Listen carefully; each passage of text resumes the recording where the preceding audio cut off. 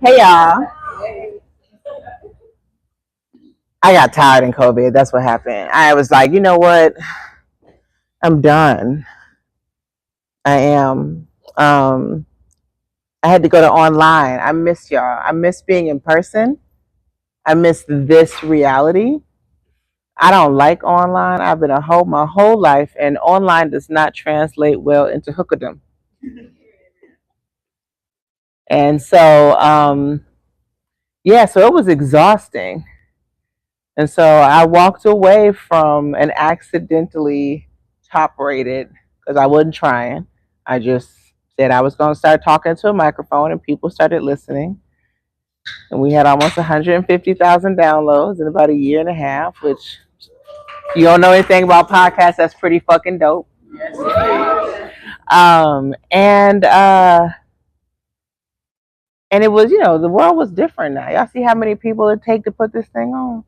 Like, I see all the hands that are in. Like, you need community, and that shit online. Living life online really has pulled us away from the reality of us needing each other. They keep trying to automate shit. Don't fall for it.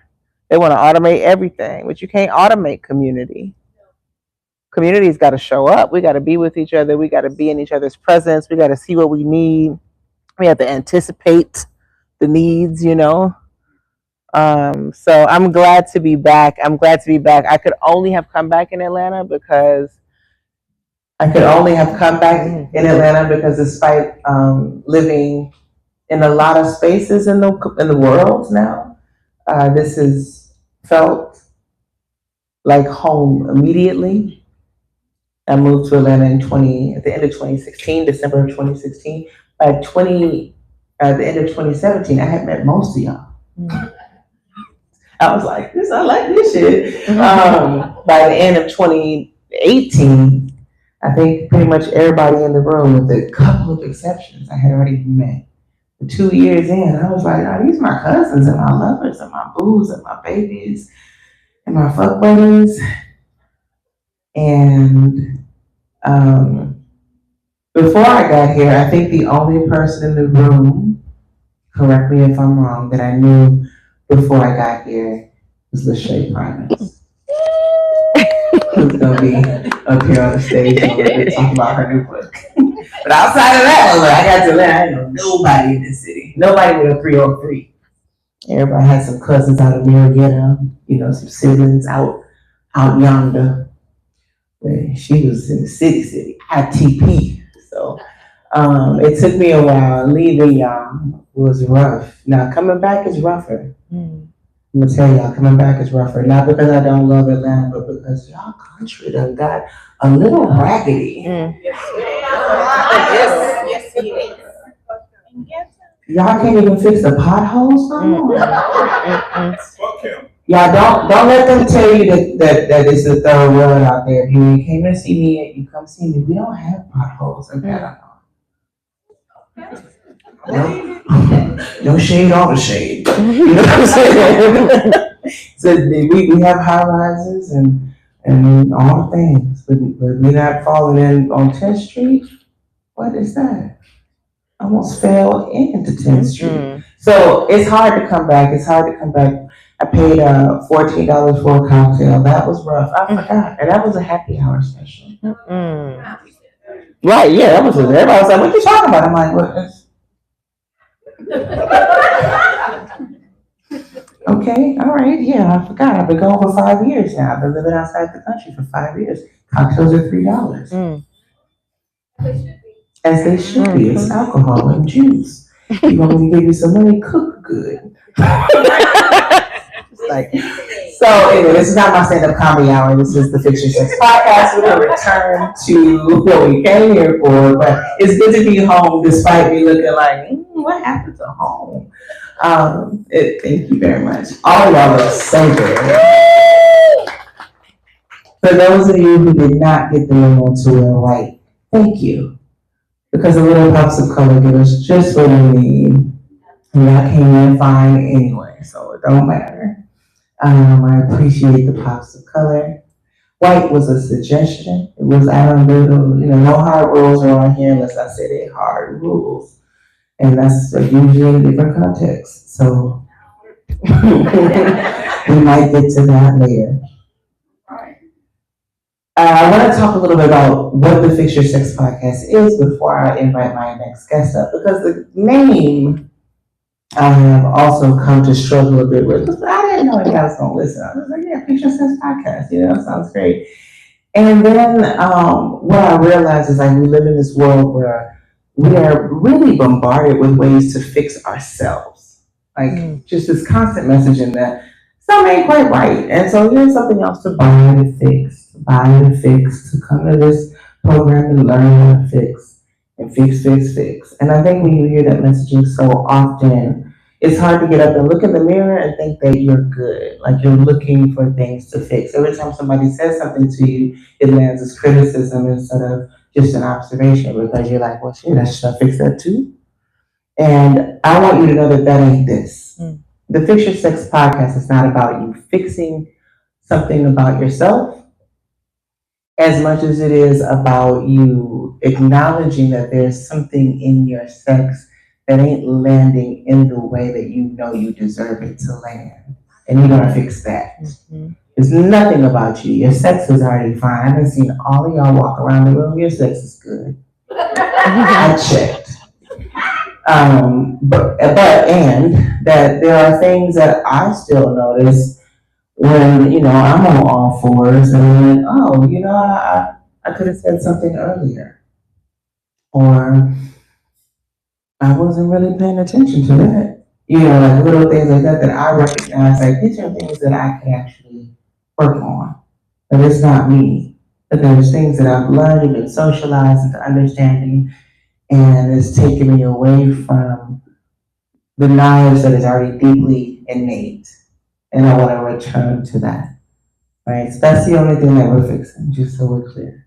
The way you fucking is fine unless you want to change it. And if you want to change it, then you're in the right place. If there's something about it that you want to tend to, good. Welcome back to the Fix Your Sex podcast.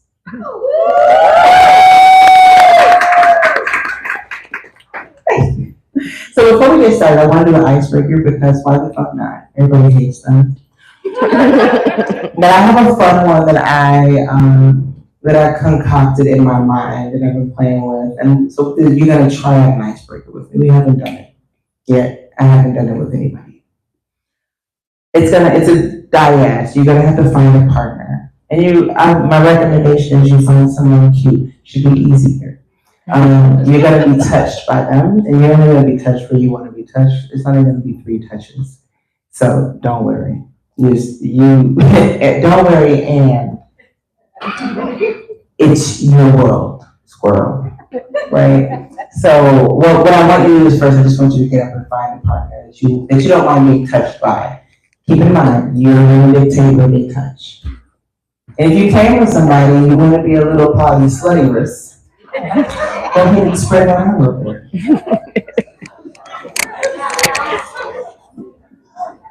I love these shoes. Can you come over? Oh, but I love them. Yes. Because everybody's checking you out anyway. You're like the part. No, she said it was part. Oh, that part. No, okay. You get to be the pepper today in all the songs. Okay, everybody that wants to play in song part, what you're going to do, if you can, and you feel able to, go ahead and stand up with your partner. You're going to face them. If you don't want to, the line's like, nah, I was dancing at Carnival all weekend. Back of the line, front of the line. Yes, exactly. I'm going to touch you first, okay? Decide who's going to be the one touching and who's going to be touched. What would you like to do?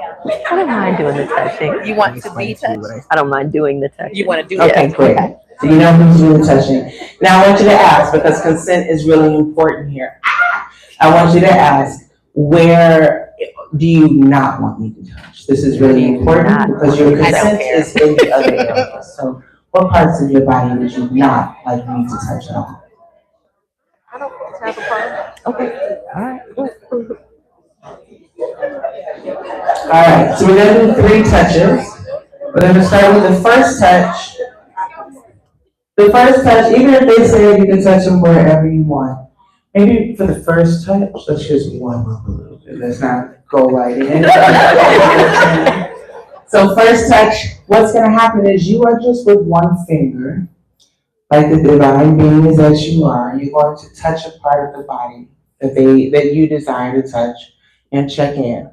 Right? Now what's gonna happen to the person that's receiving the touch? All I want you all to do is wherever they're touching, I want you to let every muscle in that body, in that part of the body, release whatever it's holding. I want you to just let it drop. I want you to let it collapse. It's holding you up, it's your shoulder, it don't need to hold you up. Just let it go. The rest of the body will recover, you don't worry. But that's all you're gonna do, first touch.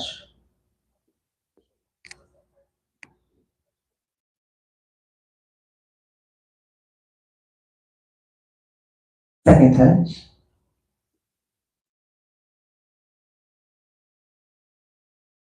Third touch.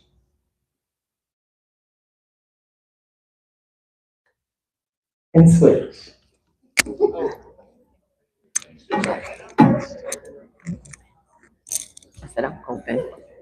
Just go. And you touch me wherever you want. We start now. We wait. We can start. Because the first time she did first touch, second touch. Mhm. Okay.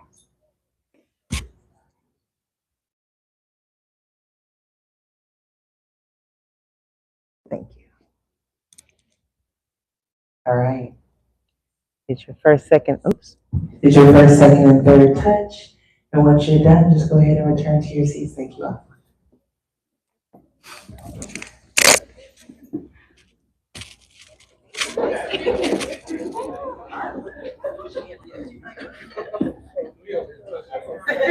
Little chill in the skirt. I used to love those. Oh my God. That was like high school. I loved the little cheerleading. Such an easy entryway Huh?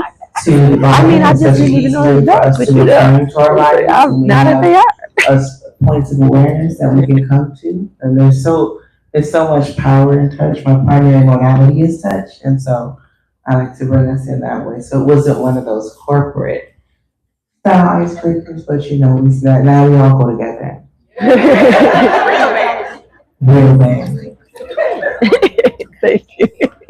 So I want to invite my first podcast guest of the new year up to the stage. But first, I'm going to introduce and read her bio.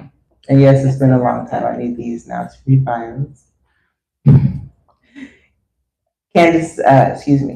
Dr. Candace Nicole Harkins is an award-winning psychologist and associate professor at the Rollins School of Public Health here at Emory University. You know, we gotta put the doctors on the names now. They actually have their doctorates.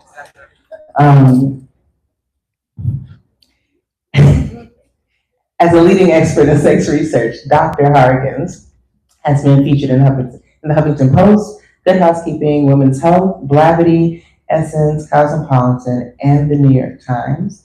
She has been a featured keynote speaker at a ton of different conferences. And this thing is what I find, I love her work, but this is the thing that I love probably at the top. And Dr. Harkins also directs the SAMHSA-funded Neighborhood Healers Project, which trains Black community members in mental health first aid to reduce mental health stigma and increase mental health literacy and service utilization. She's a graduate of Spelman and Georgia State. We got Georgia Peach in the room, and the University of Georgia. And she's just an all-around dope individual. She's the author of Good Sex, and you should not leave here without the book if you don't have it, because it's in the back. But for now, I'd like to call to the stage Dr. Candace.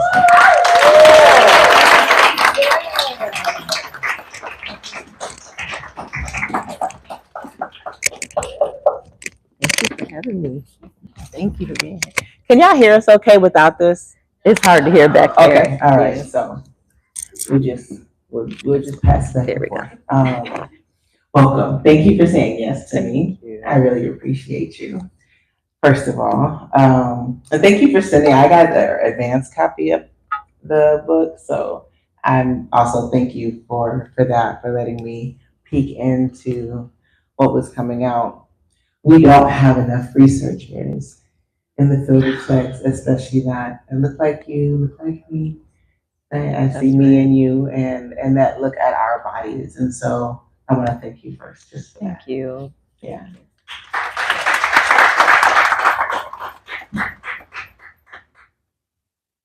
And I want to start with what was that? My Afrofuturistic reality. So my first. Oh wait, I did all that with no notes. That's great.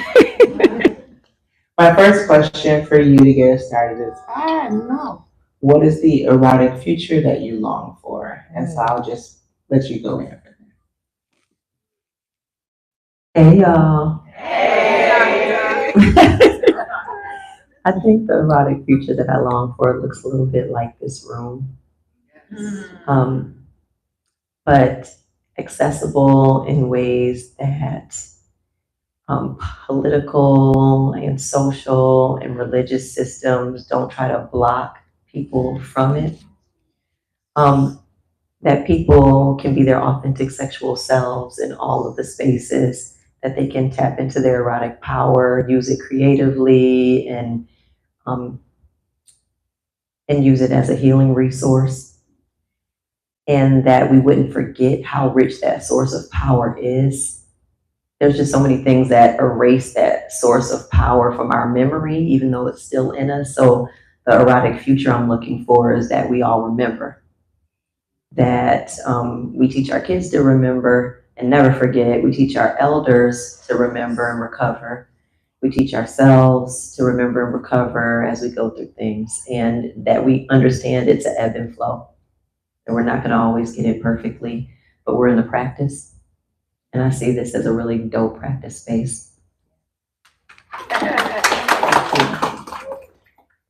All right, I wanted to open with that, but I want to also learn a little bit, and let us all learn a little bit about your work, but not just because you have such a wide breadth of work. Like you really done a lot. I be out here. You be out here. I do be.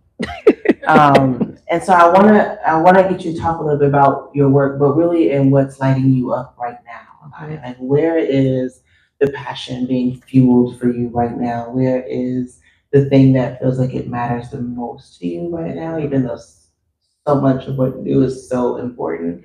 I know there's something that's like, but this is le crème de la crème. So what is that for you right now? Right now, I'm running this study, and it's called the Add Sex Fun Study. So we surveyed over 1,000 couples. I'm looking at how, for Black women in particular, your relationship context and the socio-political context influence your desire, your arousal, your orgasm, your pleasure, your satisfaction.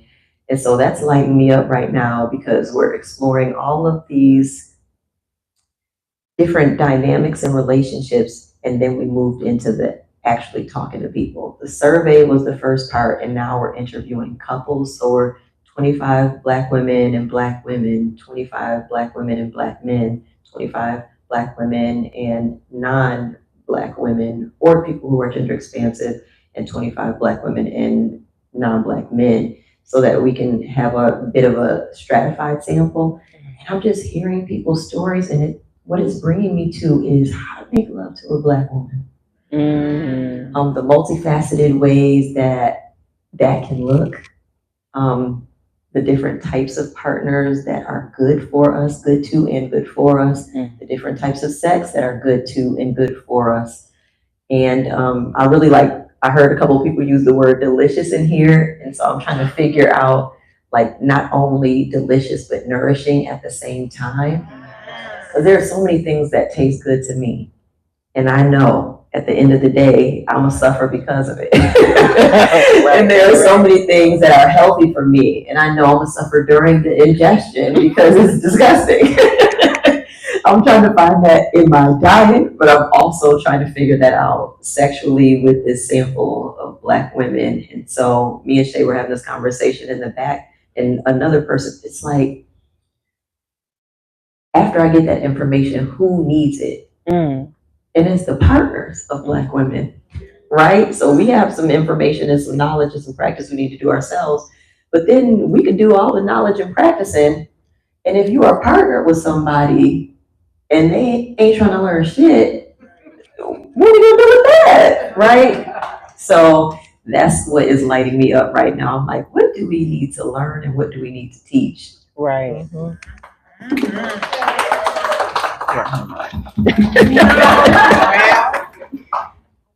Yeah. That I'm like, well, we answer these questions. Listen, let's put them to the side. Right, hold on. Because I've been doing this work for a long time, and I've been gathering folks together for a long time, and my rooms often look like this. Look around. There's not that many people in here who want to sign female at birth. Yeah. And this is how it looks everywhere, not just in my spaces, but every space that I go into that is enriching our sex lives, that's enriching pleasure, that's showing us that like there's, you know, the Goldilocks of like, well, this one's not too hot, this one's just right. Like that is not a space that's occupied well across the gender spectrum. And so I hear you, and then I'm also like navigating this deep longing that I have for recruiting cis men and those assigned male at birth into spaces. Although we do get more gender expensive folks that were assigned male at birth, but cis men, they are missing. And you know, that wouldn't be that bad if I could convince everybody just to be lesbian. I have tried. I have done my due diligence, but some people are actually heterosexual. Yeah. And so for my heterosexual siblings, I'm like, well, like, what do, like, they're asking, like, we can't even find male, especially men of color and even fewer Black men that are sex surrogates, surrogate partners, that are working in any level of intimacy work, or even when they go into the profession of therapeutic spaces, they still don't come over to relationship and sex unless they're usually shrouded in the cloth of the church or some religion. And so my question then is around like, is there a strategy that you can think of that you've been imagining that doesn't require more labor from us? Yeah. That welcomes more cis men into their bodies. That's the third aim of the project. I want to know, I'm really curious right now about who we believe and why. Who we believe for our health information, who we believe for whatever reason and why.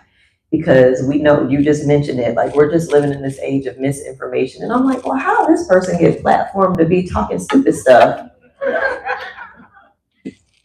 And I asked on one of my homegirls' posts, I was like, okay, so y'all are talking about this. What would it take to change your mind if that's possible? What would it take to, what type of information or who would be the vehicle of the information that you would be believing? And that's what I want to figure out in that last aim of the study. So we just are finishing year 2 this month. So we have 3 more years of the study.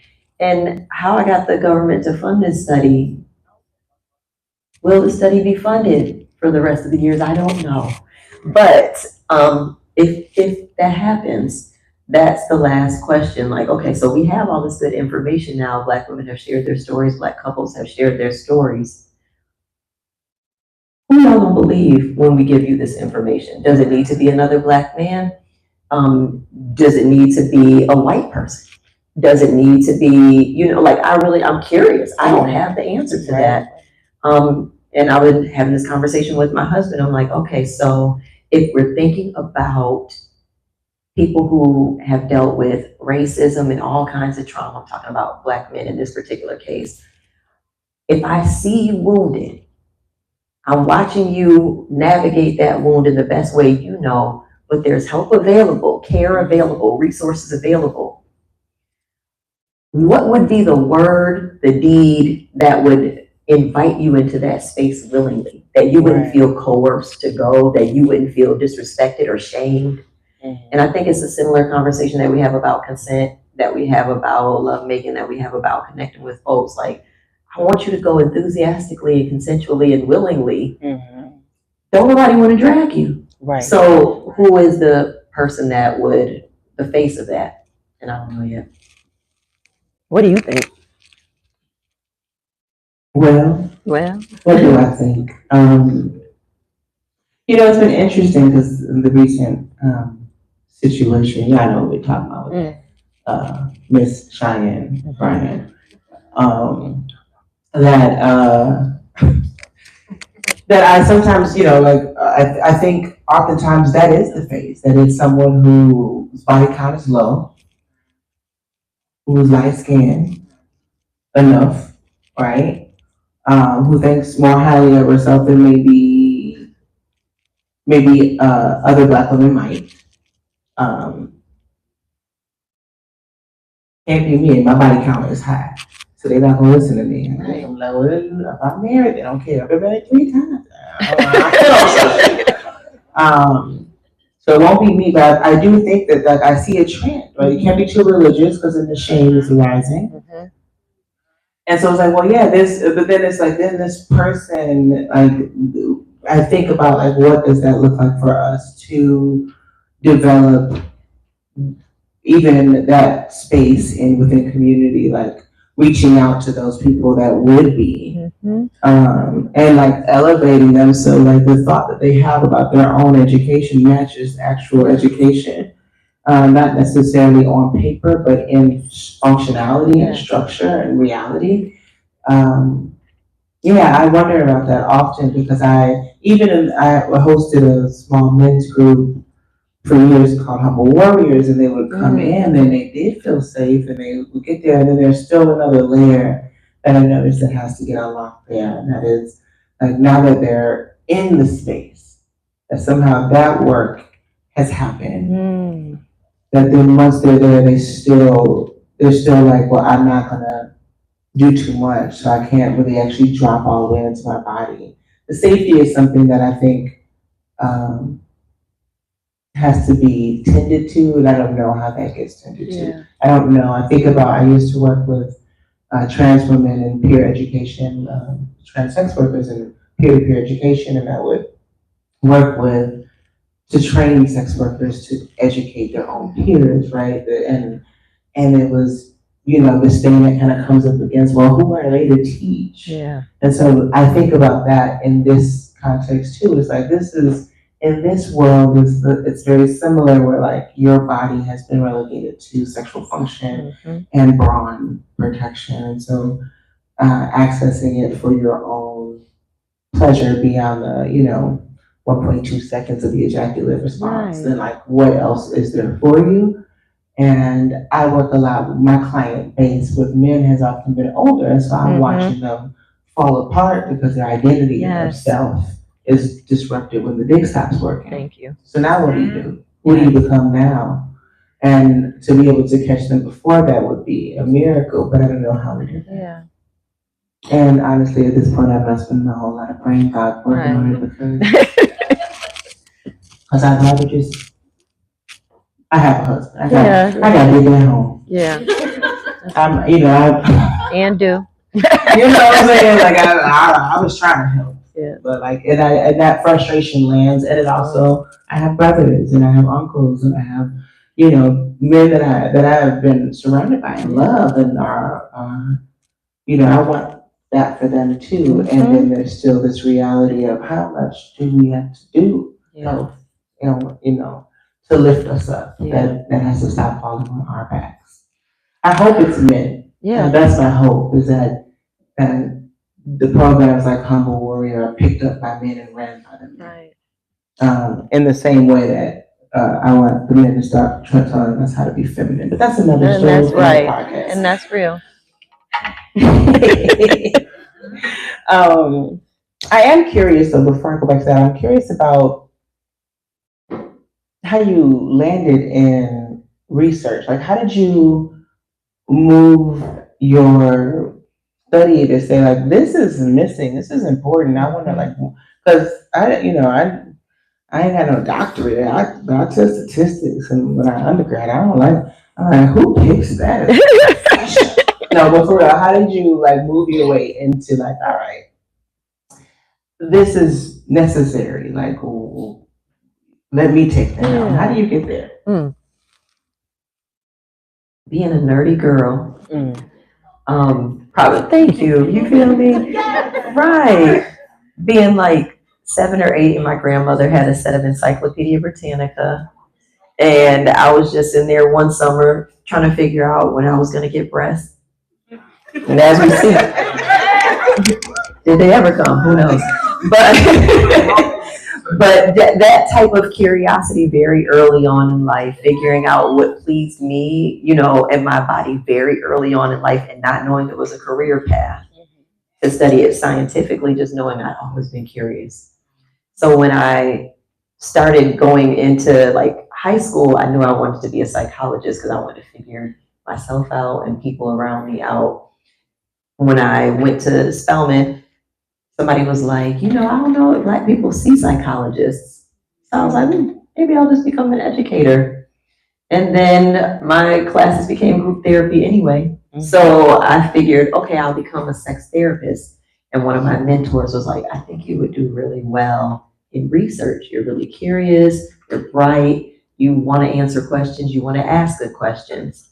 And so that was Brian Dew at Georgia State University. He was teaching a human sexuality class. And I was like, oh my God, there's research about this. I thought I was just figuring it out myself. And once I figured that that was like a field I could go into, my advisor was like, go for it. Like, I got your back. And he was not a sex researcher. He was just like, whatever you feel like you want to do. And along the way, I learned most people were funding HIV, STI, unplanned pregnancy research, right? And I was like, there is so much more to sex than HIV, STIs, and unplanned pregnancy, but that's what was getting funded. So that's what people were studying. And I was like, I want to understand pleasure. I want to understand wellness, like what we're aspiring for, not what we're trying to get away from.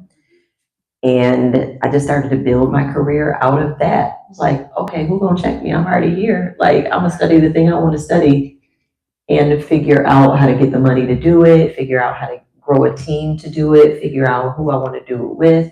And I have some dope collaborators like Dr. Shamika Thorpe is like my main scientific sister. And we just go back and forth figuring out cool questions to ask and to study. I really am a qualitative researcher. So she's my stats person. Okay. I am a qual top. She is a stats top. You know, and so I like to talk to people, listen to their stories because that's my psychology background. I like to hear for what's being said and what's not said. And she likes to get into the numbers, and then we learn from each other. So yeah, that's how I came to be. Shout out to the educators that help nurture the seeds that they see blooming, because that doesn't always go that way. So what a beautiful, like, to have that kind of just like trench dug for you a little bit, like, no, let's go this way. That's right. Yeah. And I love Shamika Thorpe. So yeah, I love that y'all make a good team. That's real cute. That's real cute. And I love that you're in this field because I think about who's coming up after you. That's right. Right. And how many folks that I see that are interested in sex something. Yeah. Right? They don't know yet, but they know they see it. They're seeing books like Good Sex on the shelf at the bookstore, even though they might hide it. Cause they be hiding it. Listen, I'm gonna tell you, so because you're at Row House, and Tina Strong is a really good friend of mine. And she's another author that's at Row House. She's at Row House, so I didn't realize this until I saw, but to go get the book. It's like, oh, did nobody call Row House? No, I'm not writing a book. Just so we're clear. But I say this because when the book came out, when I saw it, I was like, oh, I need to call over to Row House and tell them we can't put sex in the title. They gonna hide the shit. They be hiding it. They be hiding it. You can't I learned this on Netflix. When I was on Sex Love and Google, I couldn't promote the damn Netflix show anywhere. If I put the name of the Netflix show on my profile, I'm automatically shadow banned. Thank you. Very much so. Automatically, just because I said I was on it. I'm like, well, damn, thought that was gonna be some free promo for me. I can't even. Yeah, so I think about this because there was a moment when I was like, you know what? As a lifelong hoe, and I tell you this, like I was on Craigslist before the Craigslist killer. Like, you know what I'm saying? Like I've been out here in the streets for a while. I work as a sex surrogate with Dr. Dean Dow, who is the father of surrogacy allegedly in this country. And that was in the 90s. When y'all was 99s and 2000s, I was already out there. I was already earning $3.50 an hour when y'all was at Freaknik. So for me, I'm looking at like how things have changed over the years, and like what we get to mention, what we don't get to mention. And I'm like, they need whore consults. They do. They do. They need us to come in and be like, listen, this is how you gotta word it if you want to get funding. Yeah. If you want to get seen, you can't tell them you gonna do it. You just gotta do it after they say okay. You know, and I mean, I laugh, but like I just had an accidental video go viral because I put on a strap on, right? But I didn't put the dick in it. I said it was going into a wall climbing. But everybody knew that once they thought about where the walls were indoors, they were all and so, and then one of us was like the number one thing I ever posted online. And I laughed because Facebook has been promoting it. And so now I'm like, oh, I get to talk about sex. I just can't say any of the words, right? And it's like, I think I want to be mad. I want to be real mad. Like, man, fuck y'all. Like, I don't say what I want to say. And then on the other side, though, there's this part of me that, while I'm still mad, because I'm not letting go of that. I think about my mom doesn't like to take her shoes off when she comes to my house. I know, right? She wouldn't let us wear them in the house. It's wild. My mom be also, you know, like they get up in their 70s, y'all. If your mom ain't there yet, just wait for it. It's about to get real ornery. But I think about it, like a lot of times I just don't invite her over because of it. Right? It's like you don't have to change your way, but I don't want to have this fight. And so I think about that with like, if she comes over, like, what kind of adaptations can I make? Here's some shoe covers I thought about. I always have my mom over. Here's some shoes just for the house. Then she gonna go outside and smoke, and she gonna forget she got the house inside. You know what I'm saying? So I navigate all that. I think about social media like that. Yes. And I came over here to these folks' house, and I'm like, but I want all my shoes in here. I want my strap. Like, no, we said no straps. Anyway, I can talk about that for hours, but what I'm curious about is I really like this framing though, because I'm like, damn, I'm in these people's house. Yeah. Hey, well, all right. Thank you for that reset. Yeah, so I'm glad it lands. But I'm curious for you, like, if you could talk just a little bit about what it's been like for you to be seen as a sex researcher in a very valid field of science that is not allowed to be seen in the world. Yeah, I'm also regularly shadow banned on social media because I want to always share my research in a way that people who are never going to read my peer-reviewed articles can have it to sound like a regular human being, you know? And so that's why I go to places like Essence when they had an editor that was receptive, or New York Times when they have an editor that is receptive. I try to look for our folk who are receptive and willing to push the needle just a little bit in whatever their avenue is, their venue is, so that I can say the thing, establish that social proof and credibility. Makes a big difference, unfortunately. So the number of publications I have establishes a sense of credibility. The places I publish, the people that I build community with, all of those things make people more trustworthy and give you the benefit of the doubt. And I understand that I'm going to operate in integrity when I get that trust.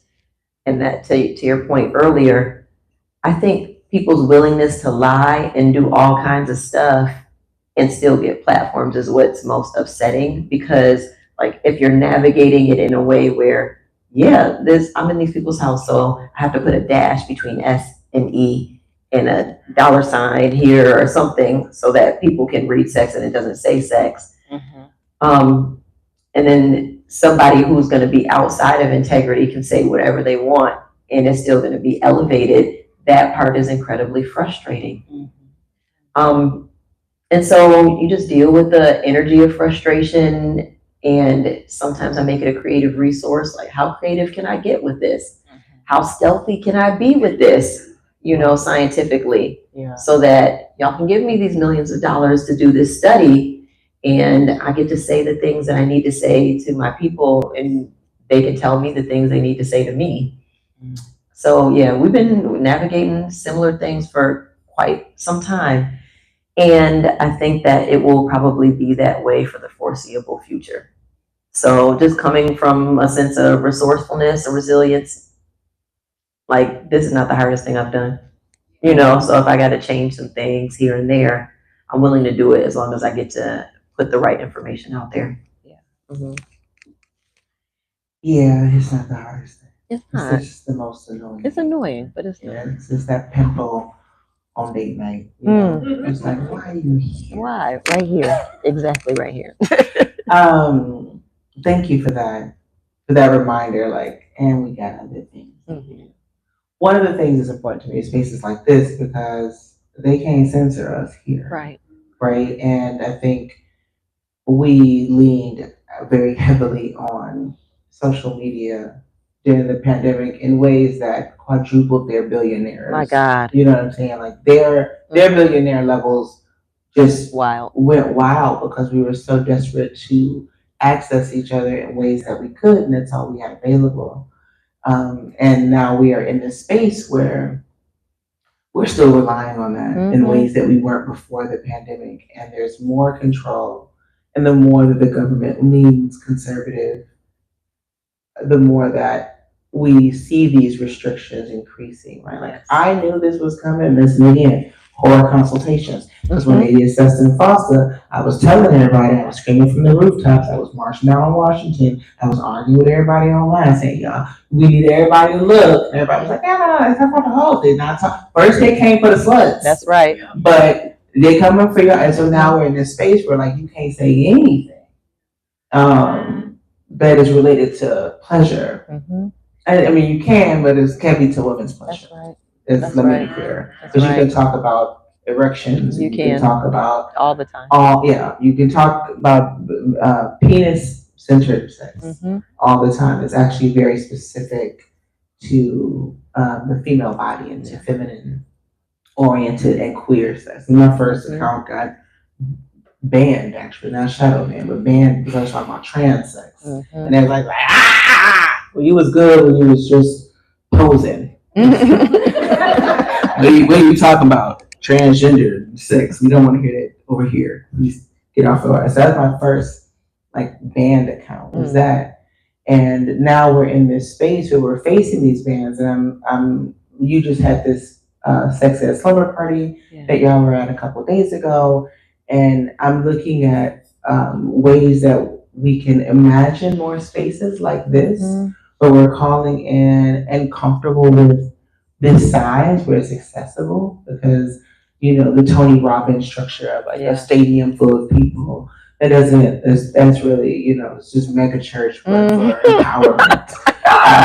And so, can we have smaller congregations and leaders present, people like you that are doing this work, that are in it, not just doing this work, because the abolition piece is subtly woven in, or not so subtle to me, but it's woven into your work as well, that you have this reality that, in order for us to have community-based healthcare models where people can actually support each other with mental health inside the community, then we're talking about abolition. That's right. And I can't say that online either without the shadow. So, how do we create spaces where we are, I don't want to diminish our ancestors' work, but some sort of new underground railroad to pleasure, that we create spaces where we are. That's what is at the top of my mind. So now segueing into how that looks here in Atlanta today, especially. I think about when I lived in Oakland and I was near Mills College, and I used to go there for lectures all the time, and there would be these people like you, dope ass researchers or authors that were having conversations like I had the other day on Saturday. And I'm curious, like what it takes for us to get more of that, or how do we imagine more of that? I think when I think of what my erotic future looks like, it's just so much more educated about the possibilities of pleasure, and we need more spaces for that. And I'm I'm also just curious about like what other ways do we call our people in? Do we imagine those spaces to exist? And do we get, the good meaning white folks that who recognize the disparities to support and line up, their resources so that these spaces can continue. I'm just curious like what ideas, what thoughts, and what feelings you have around that. I think all of the above, everything you said. Certainly we need resources to do it. I really am about crowdsourcing when I can, because we can't rely on these systems to sustain us, even if they have their spurts of like, oh, we're gonna sprinkle a little money over here. It's not trustworthy, it's not sustainable. So figuring out how we crowdsource those resources, like what are you really good at? What are you really good at? Okay, who in here cooks well? Because that is not my ministry. I got you. You know what I mean? And then that's who sets the food out. Who in here got money? Like, okay, well then they're paying for people's time. Like those, and knowing who's in your circle. So I think the way we talk to each other, not to be exploitive, not to be transactional, but to be like, this is what I can pour into this community. This is what I need from the community. I have that reciprocity. So when I built out the Neighborhood Healers Project, and I appreciate you for mentioning that, because we're about to do a youth version of that. So in Georgia and in Kentucky, where I did the first one, I had to spend time in community getting to know people and offering what I could for years before I asked anybody to sign up for that. It was like 5 years where I was like, I can come do a workshop, or what y'all need. And they were like, oh yeah, come through and talk about mental health. Oh, you can talk about sexual health too. They had me in churches doing sexual health workshops and stuff, because they were like, oh, she's credible. We'll see, But then when I said, hey, I want to train y'all to do it, because I shouldn't be the only person coming in to do it. This is a skill that I have. I train people. I train psychologists, so I for sure can train community members. Right. And so we brought in 100 people total, 20 each year in cohorts. And the cohort model is really important. I know you do something similar with the trainings that you have, where it's like the people who are being trained have community. For a full year, and we pay them. And so it's just a small stipend, but it's something to be like, we respect your time and the fact that we know you were already somebody the community wanted to talk to. Now let us put a little training seasoning on it, and here's a little something for your time. And then now they've done over 15,000, 16,000 mental health interventions in the community. There's no way me as an individual, as a psychologist, can do that. I don't want to be saving anybody, right? I want to be in solidarity. 15, 16,000, somewhere in that window. Wow. Right? That's wild, y'all. So when I said I see this space, is that like the people you train who go out and speak to people about sexual liberation and pleasure and somatic healing and all of those pieces, like that type of work, I just account for it. You probably don't have the numbers of the number of people that they've touched. That's what my science brain does. I'm like, I want to see what y'all do, and let me check in every 2 weeks. How many people you done talk to? Yours have probably done the same thing, right? So I think if we see that as a model for anything we want to share and disseminate, it's a really dope approach. Yeah. Wow. Okay, I know I gotta like this. Like, all right, girl, wrap it up. I want to hang out and talk to you all day. So, but we do have to wrap it up. So I have to ask. Oh, first of all, I want to just say one more time, one more again, that the Good Sex book is here. If you don't have it already, buy it, because we need Black authorship. Buy one for a friend if any of you do got Definitely that. buy Get a gift. It's summer season is here. You might get recruited new bae. They might need to read something first before you invite them over. That's right. So anyway, so I say that because we know that's here, but I'm curious if you could just share where else people can find you, and where they can access your research opportunities, even if that's a possibility. Yeah. Like, just where do people reach out to get to know more about what you got cooking, what bunch of recipes you have going on right now? Mostly you can find me on Instagram at Dr. Candice Nicole, CandiceNicole. On my website, drcandicenicole.com. Like I said, I do have a study ongoing right now. We've done 16 interviews. We need 84 more Black women and their romantic partners. You have to be with your partner for at least 2 years. And y'all come in together, do this interview, get paid. And we're gonna have a real good conversation with the licensed mental health professionals so that we're not leaving anybody harmed when they wrap that conversation up. But Good Sex is back there. It's my debut. It's my book baby, my debut book. And I want to write more.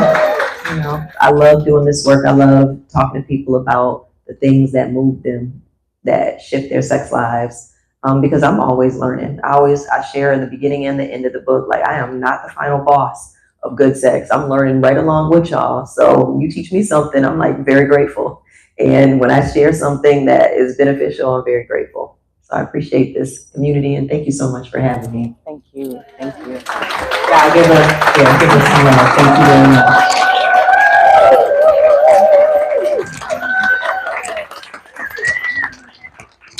All right, we have a little disco break. There's wine. There is some non-alcoholic juice, water for keep holding it together while down the line. For me, I'm gonna get some rosé. And there's some food over there, just some light nosh, some appetizers. So please help yourself, make a bowl. Bathrooms are back there. Meet somebody, talk to somebody, get somebody's phone number, and then we'll get back started about 15 minutes. It's round 2.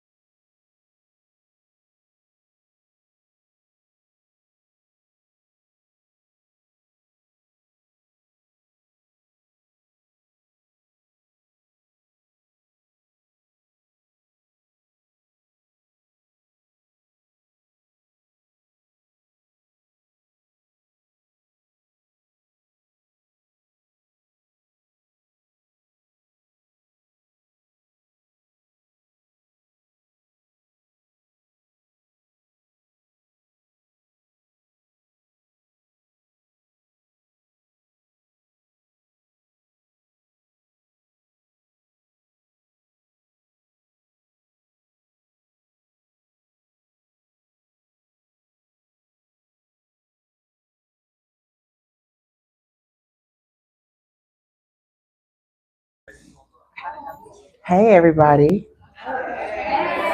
We back. We back at it again. So we're gonna do one more podcast. And I wanna just name it like this is real easy for me. It's feeling real easy. I love it. We're in a room full of people I know and love. I'm talking to people who I like adore their who they are and how they show up radically. So that makes it really easy to have a conversation. And I'm doing a lot of stuff that's not easy in my life as like a commitment that I have is to do things that push me up against my edges a little bit, right? I recently started for real salsa dancing. And I have to say that because I've been salsa dancing for like 20 years and it's been like 1, 2, 3, 5, 6, 7 for 20 something years. And that was where we was gonna stay. And I realized that as an adult, one of the things that I do and have been doing is I just get to like this level of good enough to fake it. Like where people can look at me like, dang, we look like, hey, what don't you do? Nothing with expertise, honey. Nothing with mastery. No. All right, I have mastery of touch in the body, and I eat pussy with mastery. But outside of that, so I sucked it with mastery too. Actually, I'm a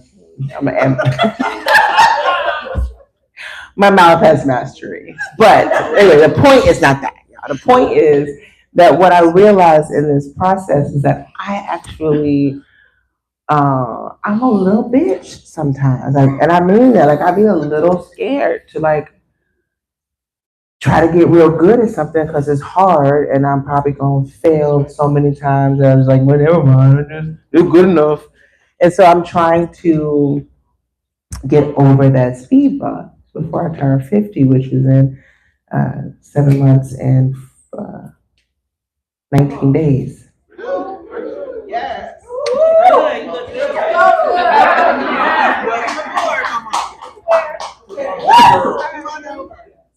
I'm on my way, baby. I'm on my way.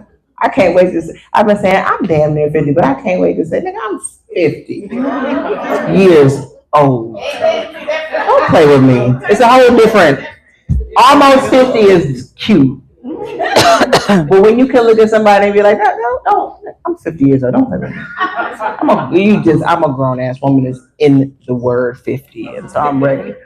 And I don't want to be a bitch made grown ass woman. You know, I don't want to keep coming up to things that are hard and just getting to the level of like, okay, I guess that's good enough. Like I learned it. I want to really deepen into mastery, sitting at more feet of teachers. Sex and sexuality, this is my mastery. I've done it. I can't say it was incredibly uncomfortable though. This is quite fun. Most of the journey. Well, I'm not doing it, but it's different when you're learning something that is like, I feel like I have 2 left feet sometimes in salsa. Like I look around and everybody nailed that spin, and I am like, do it again. And it's so easy for me to just walk away from those kind of things where you get like up to this point. And I started looking around. I'm like, gosh, your whole life, like as an adult, I just really haven't gone hard into anything that was like as Trenda called it, a hard skill, right? That I am like, I'm working towards mastery. I'm working towards passing. But I was a straight A student. How did I get to be a C adult? I don't want, right, working. That's why it's capitalism. But I left and my rent ain't that high. So I feel like since I don't have to pay US rent, I can actually develop some mastery. And one of the things I want to develop mastery in is in communication, really in interviewing and conversation. Terry Gross is like one of my favorite people. Y'all know Terry Gross? Yeah, heard of her? If you haven't, she's an NPR Fresh Air, and she's like 80, and she's Aquarius too, though. She's just dope. And the way she interviews people is with a level of like skill. And when I'm working with clients, I try that. But I want to just deepen into it. And so I'm taking classes, I'm getting mentorship, and I want to develop this skill. And so I'm saying all this, I'm setting myself up for the spike down because what I want to do after this interview with Shay, I want to invite some of you into the podcast booth. Just ask you a couple questions if you're willing to be woven into some of the episodes that will be coming out of the Fix Your Sex podcast. So I'm just saying that. Got off my chest. Great. And just quick questions. It won't be this kind of in-depth interview. It's the same questions that I'm going to be asking over and over again. But I just want to get more practice, and so I want to sit through the awkwardness of that a little bit with those of you who are willing. There's some of you that I'm going to come and get whether you like it or not. Yes, you. Some of you I'm going to come get because I'm like, no, but I actually need your voice. And then some of you, I will learn your voice. I just want to name that. So don't be hiding from me after this interview, and don't be running out the door either. I also have some giveaways that I'm going to do. And if you leave, you won't get none. So but I'm doing them at the end. That's how I keep y'all here. And you can dance. So as we finish this interview, we're going to wrap up this stage part. And here's what's going to happen. We're going to move some chairs out to the side so we can electric boogaloo, breaking two in the middle. And there is a cuddle puddle set up behind me in case grinding on another human is not your thing. Then you can go just lay beside one and inside the room. And we'll hang out. We'll hang out because it's Memorial Day weekend. Why the fuck not, right? Like, we all cute. Let's kick it. We have a dope DJ. We have a cute ass bartender. And people smell good. Have you ever noticed that? Like, everybody smells so fucking good. Listen, this is one of the things in Panama. I will say one of the things in Panama is that we put on perfume, but we also still kind of smell humid because it's 93 degrees like all the time. So you don't hug after 2 p.m. Nobody. And y'all got here at 2 p.m. still smelling quite crispy, and I like it. I do. And so yeah. So anyway, that's all I gotta say about that. Now on to what's really real right now. Let me tell y'all. I told y'all Lachey Primus. I would say her whole name, Lachey Primus. But when I first moved here, I already knew her. And I didn't know nobody else in the city. I didn't. My quote unquote ex, she said, he said he was your ex, he was my ex. We went together for a little bit in freshman year of college. You can't count that. That was 1995. Why are you out here telling people I'm your ex in 20? Shut up. I was a lesbian. I was just checking. I wasn't even sucking dick like that in the 90s. Anyway, thankfully he had one of them like groups where everybody be beefing it all the time on Facebook, and had invited me in, and I met Shay, who is just a doll, and I'm so excited that she said yes. But I'm also just really excited because we have had some fun conversations. Y'all gonna hear a little bit. We've had some fun conversations over the years. In fact, when I got to Atlanta, she's like, all right, you're here, come get on my podcast. So this is a full circle moment. 10 years later, to be like, nah, come get on my podcast. Nah. And if you listen to my podcast before, you know I didn't interview people. It was always just me. This is fun and exciting and new. And put the old lady shades on. And so I'm really excited because Shay has gone, like, she blew up a little bit, you know what I'm saying? She was the middle class matchmaker. She ain't fuck with the middle class no more. Shay Primus is a modern love expert, matchmaker, and author of the upcoming book, Touched, Stories of Pleasure, Power, and Awakening. As the founder of Upper Echelon Matchmaking. That's right. She has helped successful professionals navigate modern dating, relationships, intimacy, and connection. She is also known for her candid conversations around pleasure, empowerment, and intentional dating, blending real life experiences with expert insight in a way that is both relatable and transformative. She was featured on Bravo's Love Match Atlanta and is the host of Touched After Dark, where she explores love, sexuality, kink, healing, and modern relationships. Y'all, show some love, not make some love. Make some love too for my good friend. Make some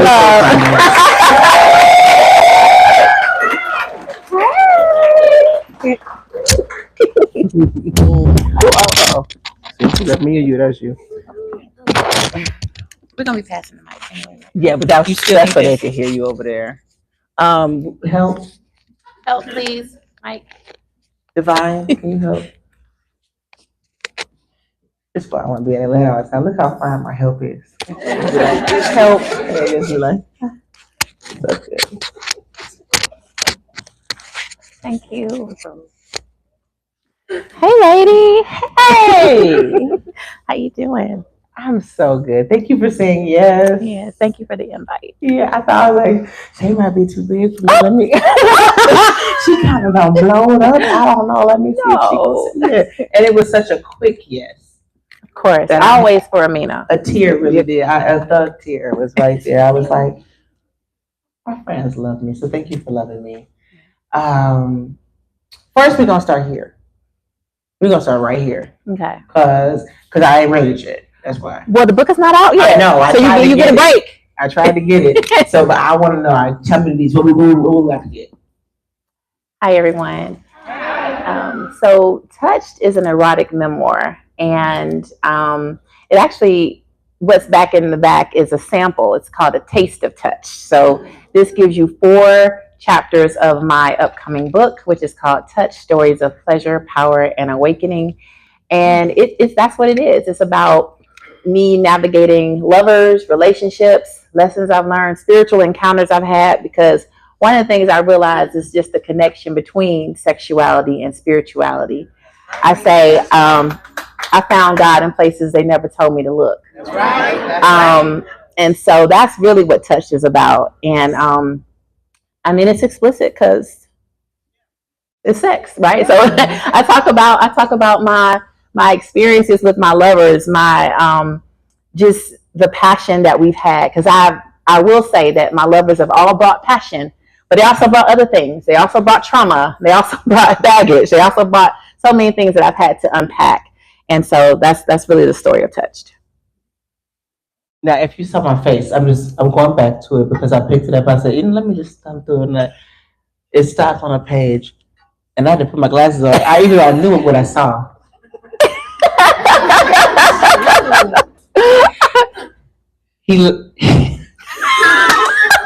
He laid me back, the weight of his body settling over mine as he pushed in, slow enough for me to feel every inch stretching me open.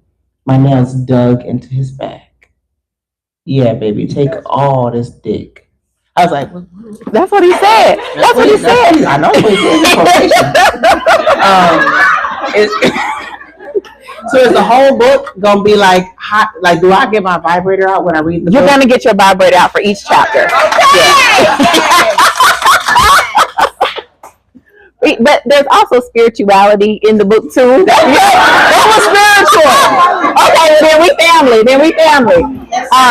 But that is going to be, it's that. And then there's, when I say spiritual, like I had encounters with the divine feminine where she just came down like mad. She was mad. Our first encounter, she was mad at where women are and our positionality and us not knowing who we are and our role, and how so like the impression I got is that there's been a switch, and she was mad about it. Like, do y'all not know that you are God? Do you not know that you bring life into the world? Like, why are you taking this backseat? Like, that was the rage I felt while I was writing, and I was like, whoa. So I wrote what she gave me, that I was inspired to write. I had never experienced anything like that before. So while I was writing, I got this encounter. And so you're going to see that in addition to the sexuality, because it's all connected. It's all one. So that's really what I've learned in writing Touched. So now this is a different Shay. It's a whole different, this is grown up Shay. Because I met Shay. I told y'all, this is the first person I knew when I got to Atlanta. Like, ITP friend. This is my first ITP friend.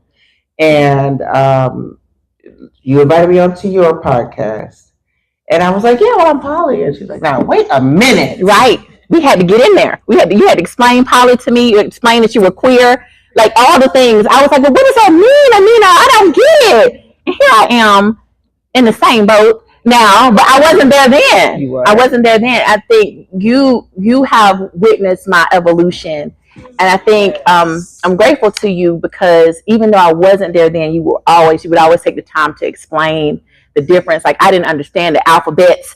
You would explain, like she was so patient and y'all know her. She's a teacher at the heart. So she would take the time to explain.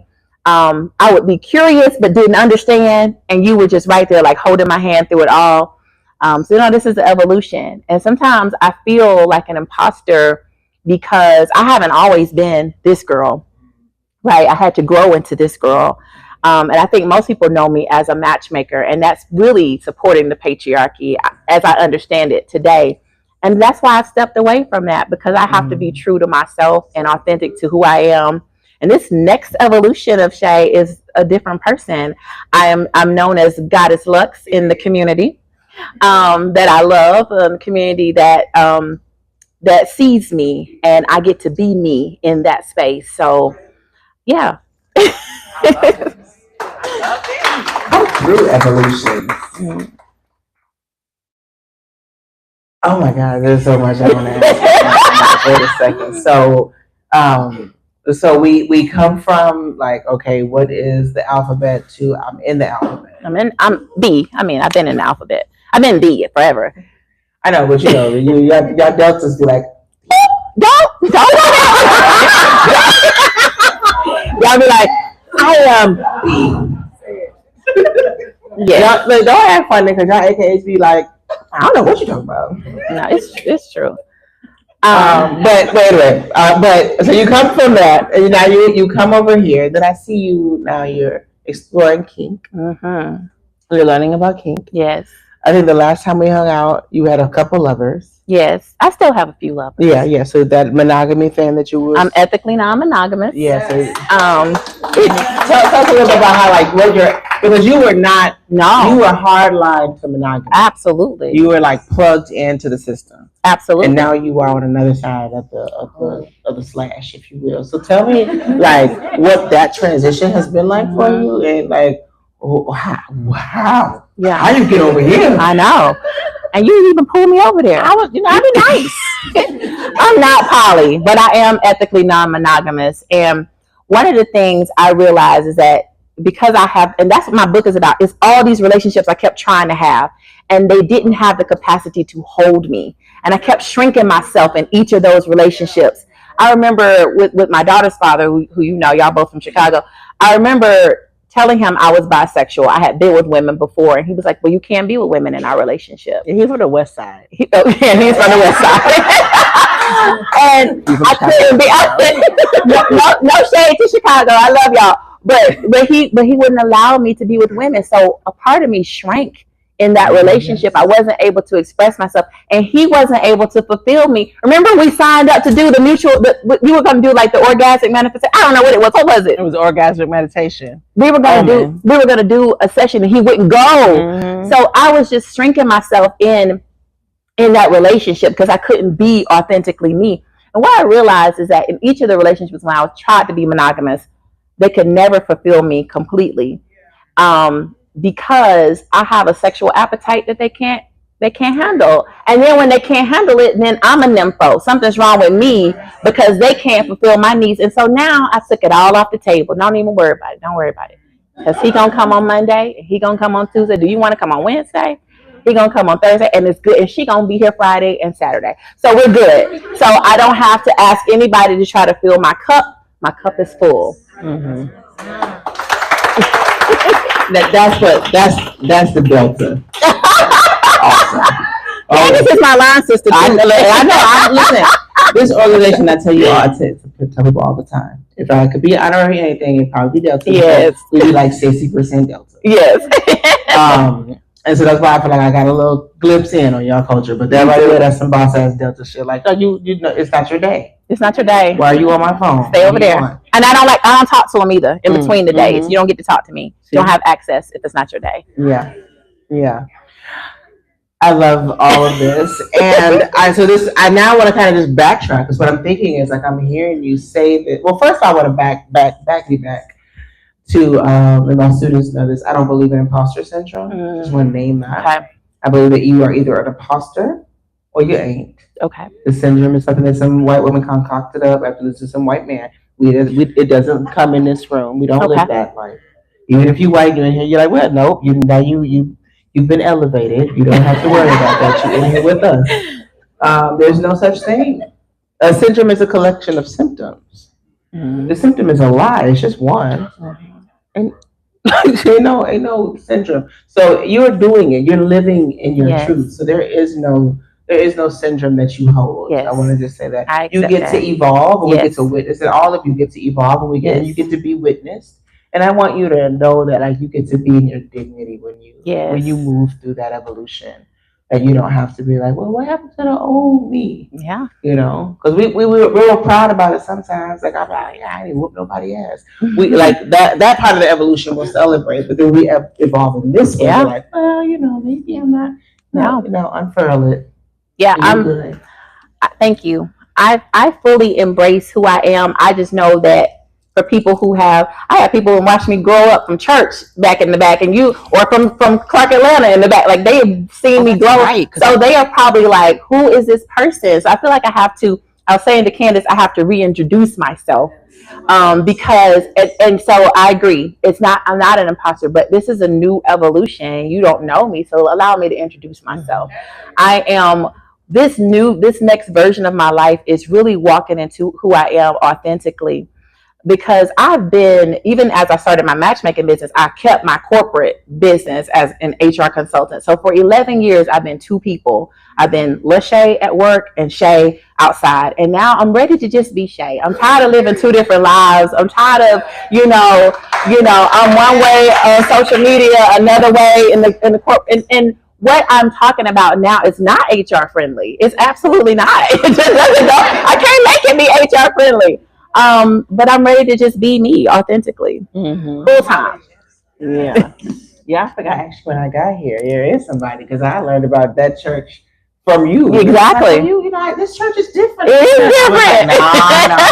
And I met this other person who was like, oh, you go there too? I got a friend. Yes. Like, okay, maybe it's a little different. It's different. I still ain't going, but I'm glad. I'm glad that it's different. Yes. I love that.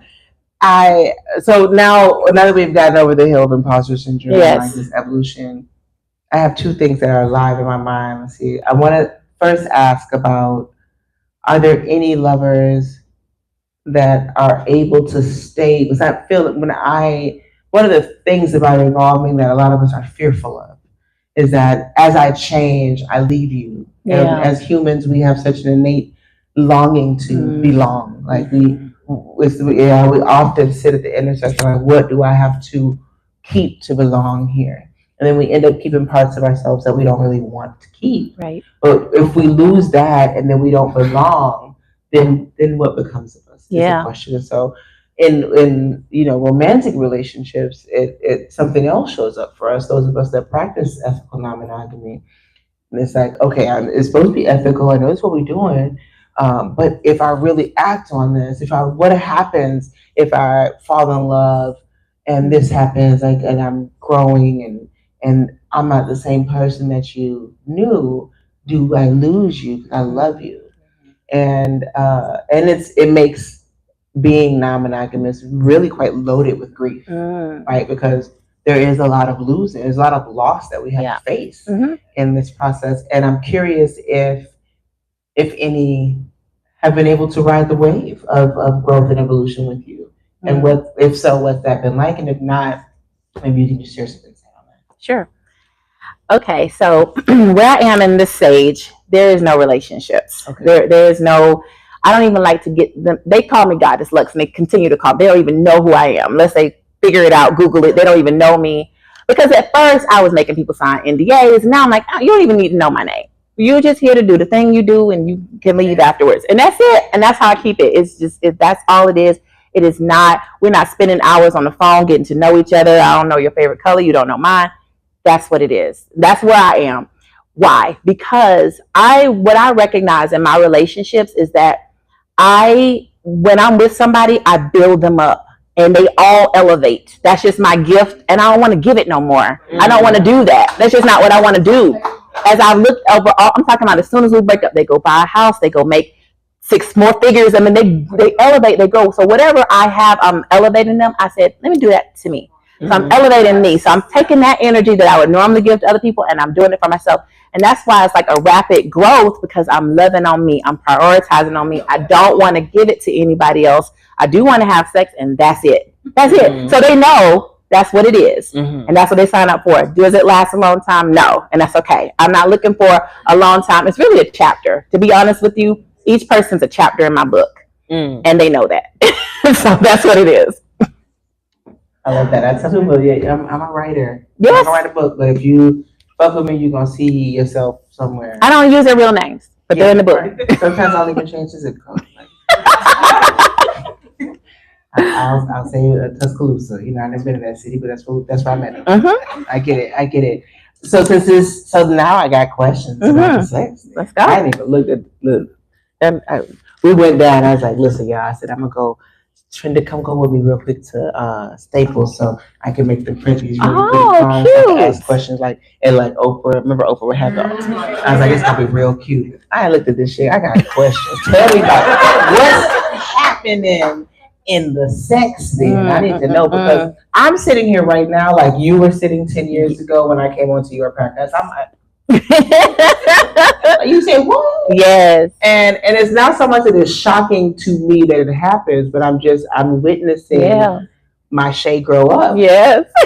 And I only get to hang out with you like every 3 years these days. And so I'm like, whoa, hold on, slow down, wait. So everybody, we all gonna watch Shay grow up. I wanna know about the fucking. Oh, the fucking is epic. Okay, so wait, hold on. Because I'm thinking like, okay, you popping in, it's Monday.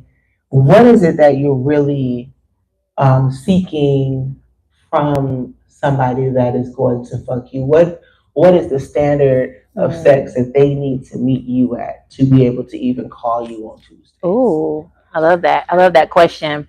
And I don't want to make people feel like it's performative. It's okay. Because it is performative, because that's the job description. And if you can't do the job, you're not going to be hired, because I'm not looking for your great character and your great, I'm sorry, that's just not the job. So the job is that you perform. So I literally have a roster of great lovers. And good thing about being in the kink community is you can get references. People will say, like you were talking about community, you had a post about community dick, and I was like, oh, my dude's community dick. They all community dick. And I love it, because the community has given them 10s, 5-star reviews. We already know what we're going to get, and that's who I want. I want him. But they know that's the job at hand. And honestly, men don't mind giving out dick. They don't mind it. Not these men, not the community dick men. And I'm not looking for I have spent all my life in relationships. Like, this is the first time in my life since I've been 15 that I haven't been in a relationship. This is the first time. So I've had boyfriends all through high school, college, all my adult life. This is the first time where I'm just like, no, I don't want that. Nope. Don't want to talk to you. We do what we do and you go home. I have a shirt that I'm creating that says FMAL, fuck me and leave. That's really what I want. That's what it is. I know that sounds okay, but that's what it is. That's what it is. I have a whole subset called Well Fucked and Left Alone. Oh, I love that. Yes. Okay. Yeah. That changes things. Yes. It's a whole different vibe. And I love that, because I think one of the things that we're often shamed out of as women is actually in the pursuit of pleasure. Yes. And I often will talk to folks when I'm, that are looking to date, women particularly, that are looking to date. And I just want to be clear, when I say women, I mean trans women, all women. And oftentimes I'm also meaning any femme non-binary that are dating in the way that we're showing up. So in this context, that's just so we're clear who I'm talking about when I'm speaking about women and AFAB femme non-binary folks or gender expansive folks, but AFAB, assigned female at birth. That there's this like your dating is we've been trained at being selected and not selective. Yes. And I spend a lot of time in nature. Mm-hmm. I don't know if you guys seen nature before. But ain't not one motherfucking animal in the planet that's got the male picking. That's right. That's There's right. not one example of it on the planet. That's right. And so I was laughing about it, but the other day we were talking. I was like, oh yeah, when a man hits on me, he's dismissed. Like you don't hit on me. You show me why I should hit on you. Mm-hmm. So whatever you got, leave with it. If all you got is wallet, then maybe leave with money. Mm-hmm. If not, get your reading up. Mm. Get your life together. Get something. But we are in a space where, like, everybody, you know, we've been trained and taught. I think when you talk about the divine feminine being, like, coming and grabbing you by your throat. Do you know who you are? Do you know who you are? Like, that's a part of it. It's like we are the selectors, right? Mm-hmm. And the story that was been fed about, like, the sperm going to the end, you know, that's the myth that's been debunked, is the egg. It's like, you're good enough. Which I would just say, side note, that means that we should, if you're trying to get pregnant, you should have multiple semens. Because your egg is smarter than your dumbass brain. But we don't get to that on another class. There's a research topic, Dr. Candace Nicole. But it's like, you know, like this idea of like, I'm going after what I need. That's right. And I know exactly what that means. Mm-hmm. But also then that lands really coldly in this raggedy world that we have decided we want to emerge into. And so I'm curious, and I love this part that I do. I'm curious though with you, what it's been like in your non-relationship like outside of the erotic space. What is that life look like then for your friends or those people that are coming along for this journey of your evolution and your family? That's like, what do you mean? You somebody? Who is that? Like, what does that look like for you, and how has that been? That's a great question. One of the things I've noticed, because somebody asked me the other day, if you're not, because she was poly, and I'm like, no, I don't want the relationship. She was like, where do you get the intimacy? And my friendships have grown so deep. My female friends, they see me, they love me, they accept me, they don't ask me to shrink, they don't judge me. It's like, Shay, we love you just the way you are. And that has deepened. I get my intimacy from my female friends, talking to them. I don't ask for intimacy from anybody else, from my lovers at all. And I don't feel empty about it. And I don't introduce these people to family. And one thing about being in the community, you can have a party and you can see 7 of your lovers, they somebody else's lovers too, and nobody cares and nobody asks questions, and I love it. I feel like, ooh, this is home. I'm able to be me, and I do announce myself as like, listen, I don't want no relationships. I don't want to know your mama name. I don't want to know any of that. This is what it is. I just want pleasure, and that for me, pleasure has been a healing mechanism. It has allowed me to unlearn the performance that we do. Because actually, as a matchmaker, I'm teaching women how to perform. Right? That's why I had to step away, because it felt inauthentic. And listen, my clients pay me $20,000 a pop, so I'm not walking away lightly. But if you have an encounter with divine feminine who shakes you up and says, what the hell is going on? You gotta respond. So for me, I said, okay. If I walk away, you gotta make a way. Like, this is what's gotta happen, because you see my life, I gotta live this life. And she said, trust me. I said, okay. So that's what we're doing. So in that regard, I walked away I turn clients down every day, because I know that what's coming is greater than what has come. But I'm authentic. I can't teach women to perform. I can't teach women how to be chosen anymore, because you're the chooser. Why are you jumping through hoops for this person? He's not even worthy of you. Let's start with that. So that's really how I feel. That's how I feel. That's my truth. That's me being authentic, and that's why I don't do that anymore. I mean, we should 20,000 a pop. A pop. And it's a quick math in my head. Yes. I've had a lot of very wealthy submissives, and maybe we could just screen in the submissives and we could part 20,000 pop. A pop. Okay. So it's a quick margin. It is, We have upper echelon, and when we say upper echelon, we mean us. That's right. We're upper echelon. Get up here if you. Anyway, no. It pleases me deeply to hear you say that though, because it is performance, right? It is this thing of like, yeah, teaching women how to be better at the manipulation of tricking somebody into a relationship. And sure, some folks, it's not to say that some won't be happy there, because there's happiness that can be achieved in the simplest of ways, right? And the easiest way is to shut your mouth and just eat your fat. That's the easiest. It's not the most fulfilling, Right. not the most satisfying, but it's definitely the easiest. It is. And everybody is not built for tough, That's right. Everybody not from the South Side. Everybody, so a lot of people need the easiest path. And I think that maybe the divine feminine is guiding you towards making that path easier for folks like you, that are moving into this evolution of like, because there is no matchmaking for that. Female-led relationship matchmaking, I would have dropped 20K on that. Like, I'm telling you what's happening in the relationship. I had to go do that work myself. It took a long time. Yes.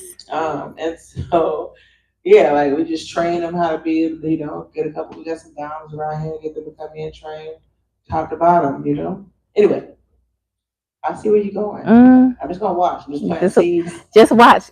She's giving me some ideas so far, and I'm ready to execute. Yeah. So okay, all right, cool. Well, I got a little cute pie with a big booty that's right here telling me how much time I got left. And it's not a lot. And so I want to ask you, first and foremost, outside of Touched, what is bringing you the most pleasure in your life right now? And what are you really, outside of Monday, Tuesday, Wednesday, Thursday, Friday? Such a full cup. It's such a beautiful thing. What is the thing that you're learning, that you're playing with, that you're exploring, that you're building, something that is bringing you just juicy, yummy pleasure right now? Juicy, yummy pleasure. Can I talk about the all-female orgasm I had? All-female orgy I had Saturday night. 2 days ago. You should have been there. It was 10 ladies, wasn't it? You were there. It was epic. And it was such a spiritual experience.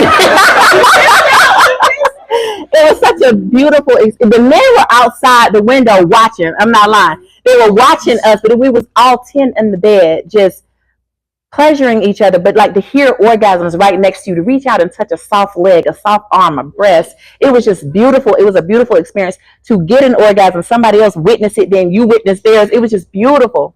Can I talk about that? Because that's what that was like so healing for me, because, and I've been with like a group of women before, maybe 4, but this was 10. And it was just like, all you heard was a symphony of moans and soft pleasure just all around you. And what I realized is that when we please each other, it is nurturing and healing. It's a beautiful experience. It was not invasive. It was not forced. It was not, it was just soft. It was so giving. It was like portals perched together, receiving each other, getting what we needed from each other. So anyway, that's what I wanted to share. That's what you said, juicy, and that's where my mind went. Shit, that's what all of them went. I want to refer to juicy. That sounds so divine. It was. And so grown up shade. I love that. I love this. I love this evolution. I look forward to continue witnessing you. Thank you. And to be in this friendship, I can attest to the fact that I know that your intimacy is easily achieved in other ways. Yes. In Good Sex, Dr. Candace talks about it in the beginning about the different ways that we experience intimacy and how we prioritize different levels of intimacy. And people like you are friends because we're able to experience intimacy in friendships that makes the other intimacies feel so.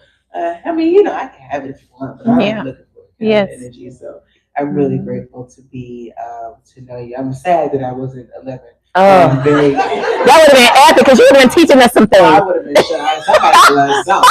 But I had to learn me something too. But Next time. Shay, I want to thank you so Thank much. you. For coming out and for being I here. love you so Looking forward much. to Touch. I love you forever. Yes.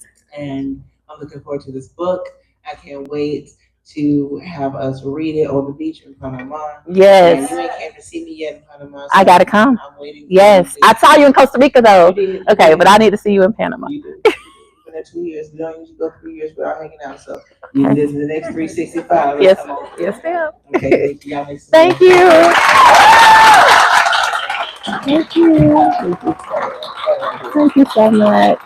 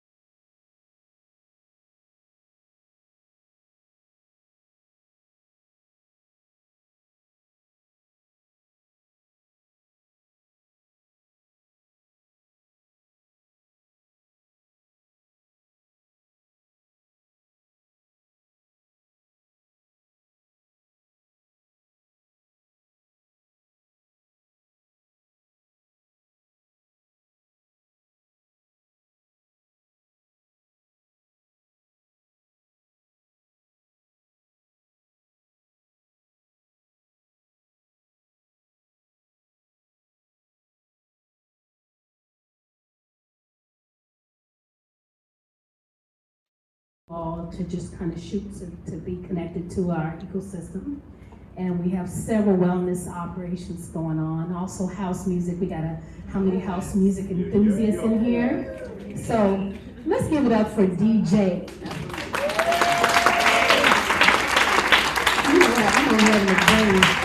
DJ Quantum. She and I, along with our partners, are putting together a conference, and you'll see them on in the bathrooms, and we also have a flyer we'll put up in the back. But the first week in June, we're having a wonderful house music conference, and then we're going to dance on that Sunday at Perkinson Park. How many of y'all know about Perkinson Park, where House in the Park started, and we all know each other's names, right? Well, we're going to go back to that space. So I just wanted to just wave my hand and make sure you know who I am. speak to myself, Lonnie, Anya, my daughter back there. She's the one that does all the putting booking and all that great stuff. And then my son-in-law is going to be running podcasts. This is a family affair. So thank you so much. I also know that one of my longings, deep desires is I wanted to be a DJ. Like I do. I had DJ classes and stuff. So like, I thought I was gonna try it on my own, but I went to go buy the stuff and I was like, it's really expensive and I know what to get, so I just stopped. But if I was here, I wanted to DJ, I would be over here hanging out. Also, I'm not sure if we need more podcasts, but we need to balance it. So we need more voices like ours. Maybe it will drown out the other ones, and maybe they'll just drown. But we need more voices in podcasting. We need more voices of reason. We need more voices that are sex positive, that are telling stories that speak to the wholeness of ourselves. And so this space is the space that we get to, develop that without the shame and even the implied shame that you might experience in other spaces. So just keep that in mind as you're thinking about your brand, the way that you're showing up. There's a photography. This cuddle space behind us is actually in the photography studio. So it is a creative hub. It's not just this space. There's so much more to it.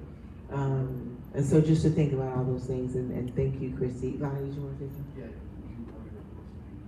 Oh, yeah, audiobooks. Is that what you're saying? Yeah, I just saw something on Facebook the other day where somebody was advertising like how to talk you through an orgasm, but it was a sponsored post, and I was really confused. But the language, you see it, the language is real coded. But my grandma used to say something about how wet pussy should never be broke, and I have taken that maybe more to heart than she wanted to say. But there's a lot of possibility for financial liberation also in the erotic space. And I just want to remind you of it. So I know tomorrow some of y'all gonna go back to work, you're gonna face the same coworkers that you can't stand, you're gonna go to the boss that you can't stand, and work at a job that you can't stand. And maybe there's another path, that's all I'll say. The doors of the church are open.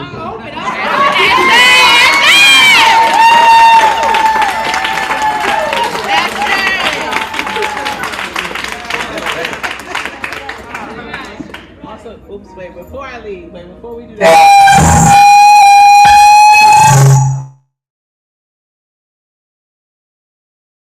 Before we do that, I might want to turn this off, but I'll say it like this. I want to also just say thank you. Lonnie, you showed up and just started jumping in. That is what you do, but thank you. And Tia, I did a little sheet of how I wanted the things to go, and she was like, got it, received. Ain't heard nothing else from her. She came in today. You see, she got on a cape. Right? People have, the bartender said, oh man, I'm sorry, it's a holiday. I wasn't paying attention. They're going to make a trend. I was like, well, I've been a bartender for years. I got the bar. So it's just like community again, like people just showing up to signings, like came straight from work, you know what I'm saying? Still rocking the uniform, just roll right in, throw on the cutest thing and got the cuddle space ready. And so like all of you who have piece by piece showed up to help make sure this could be possible from the deepest part of my pussy. Thank you.